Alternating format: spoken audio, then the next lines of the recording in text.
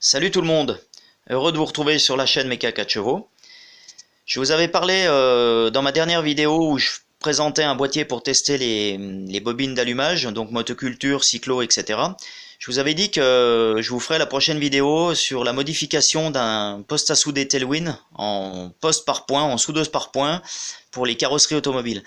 Donc le projet n'est pas abandonné, j'ai commencé mais je suis en attente de pièces, je dois fabriquer des pièces, donc c'est en stand-by pour l'instant. Aujourd'hui, je vous présente donc cette vidéo, comme j'ai un peu de temps aussi à côté, là, par chance. J'ai pu me faire une alimentation d'atelier, là, pour en 6 et 12 volts, avec pas mal d'intensité, de façon à tester les démarreurs automobiles. Donc là, j'en ai un sous les yeux, là, donc c'est le démarreur de ma 4 chevaux, que j'avais tout refait complètement. Et à l'époque, je l'avais essayé sur une batterie, mais bon, c'est pas toujours évident d'avoir une batterie 6 volts pour l'essayer.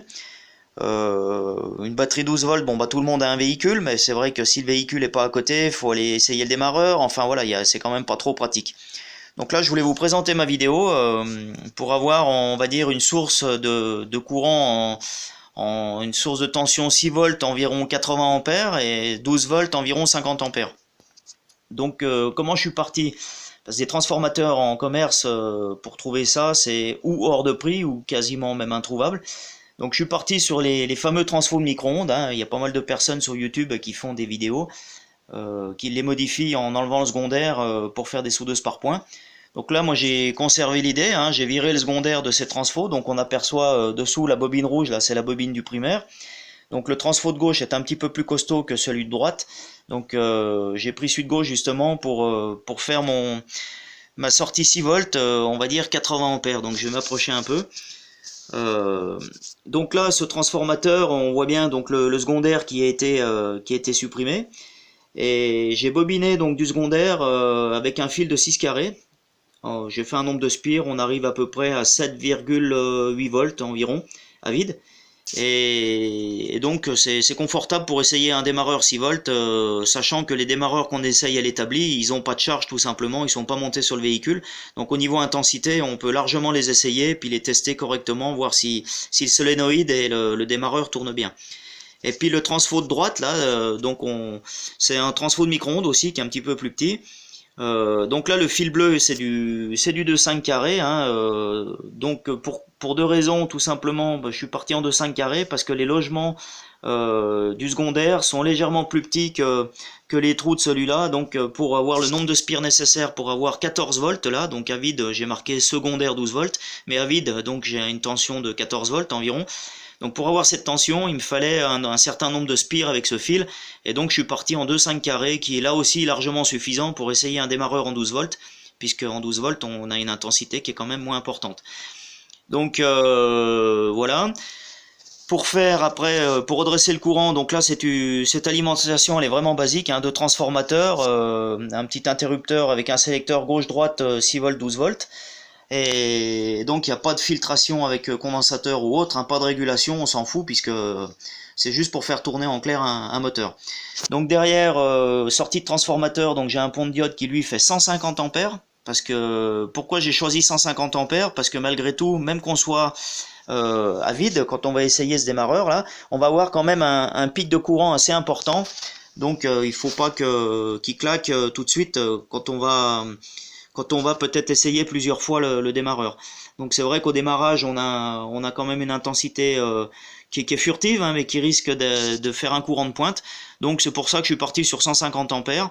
Et le boîtier que j'ai récupéré là est tout en aluminium, donc je l'ai fixé directement sur le boîtier avec une pâte thermique, hein, la pâte blanche qu'on trouve en électronique, de façon à ce que ça dissipe bien la température. Bien que, une fois de plus, avec les essais qu'on va faire, c'est pas lui qui devrait chauffer. Et puis donc dessous, on aperçoit donc les deux bornes de sortie là, donc les bornes plus et moins. Et dessous, donc j'ai dû faire un sélecteur, enfin faire un système de barrettes. Donc quand je me mets ici, j'ai le point commun, et quand je me mets sur la gauche, donc c'est pour tester en 6 volts.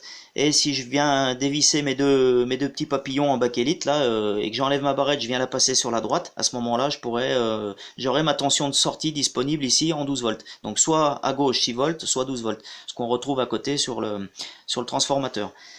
Donc là, on peut regarder à vide, hein. J'ai branché un multimètre donc en parallèle sur la sortie du pont de diode. Donc là, je suis barretté en 6 volts, je mets en route. Et là, si on regarde, donc on arrive à 7,80 environ de tension à vide. Et donc on va voir, là j'ai mon fil de masse qui est relié directement ici. Et j'ai mon fil plus que je vais mettre directement donc sur le solénoïde du démarreur. Et on va faire le test, on va voir. Donc, je vais me décaler un petit peu pour bien voir ici. Donc, on voit que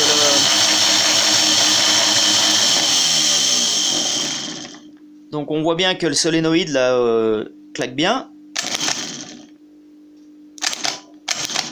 Voilà, donc c'est surtout ces courants de pointe qui sont importants. Donc là, il ne s'agirait pas que le pont de diode lâche tout de suite, hein, parce qu'on a quand même, quand on fait des essais comme ça, donc solénoïde plus démarreur, on a vraiment un courant d'appel qui est important. Donc vous avez pu voir, on a à peu près, pas tout à fait 5 volts, hein, c'est-à-dire que quand je suis en charge avec un démarreur comme ça, je tombe à peu près à 5 volts, à 4,70 quoi. On a à peu près une perte de 3 volts. Je vais réessayer.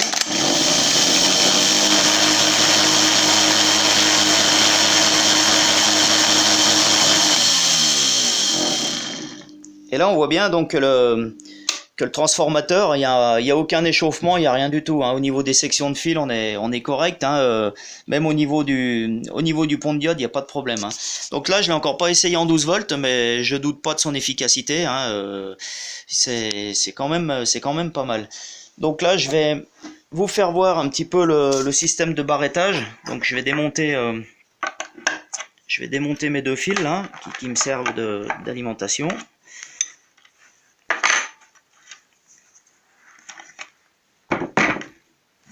Et donc voilà, on retrouve les bornes de sortie. Donc ici, on voit bien donc la borne 6 volts et la borne 12 volts, hein. Donc c'est simplement des écrous papillons, hein, comme dans le temps on trouvait sur les vieux boîtiers électriques, hein. On pouvait sélectionner la tension comme on voulait. Donc là, suffit d'enlever la barrette de cuivre et puis on la déplace, on la met à côté. Et là, à ce moment-là, j'ai ma tension 12 volts. Pourquoi j'ai dû faire ça? Tout simplement parce que j'avais pas de sélecteur suffisamment costaud pour les intensités que ça demande malgré tout. Je voulais pas passer non plus qu'un système de contacteur avec une commande, c'était quand même un peu compliqué. Donc on a quand même, on va dire, sur les plus grosses intensités, une 80 ampères. Donc il fallait trouver un interrupteur qui soit suffisamment costaud pour tenir cette intensité. Donc j'ai trouvé plus simple de faire un système avec une barrette qu'on vient mettre à gauche ou à droite en fonction de la tension qu'on veut. Et donc à ce moment-là, si je mets du 6 volts de ce côté-là, donc j'alimente le transfo, mais si je prends ma sortie, j'aurai rien, puisque là je suis pas barretté en 6 volts. À ce moment-là, je me mets en 12 volts, et comme je me suis barretté en 12 volts, effectivement, là j'ai bien ma tension, plus et moins, 12 volts. Voilà. Donc j'espère que cette vidéo vous a plu, et puis voilà, encore une application sur ces transformateurs de micro-ondes. On voit qu'on peut quand même faire pas mal de choses. Alors je vais aussi en modifier un autre. Je vais essayer, si je trouve que c'est pas pratique, enfin je voulais me faire un grognard aussi, donc ça c'est à l'étude.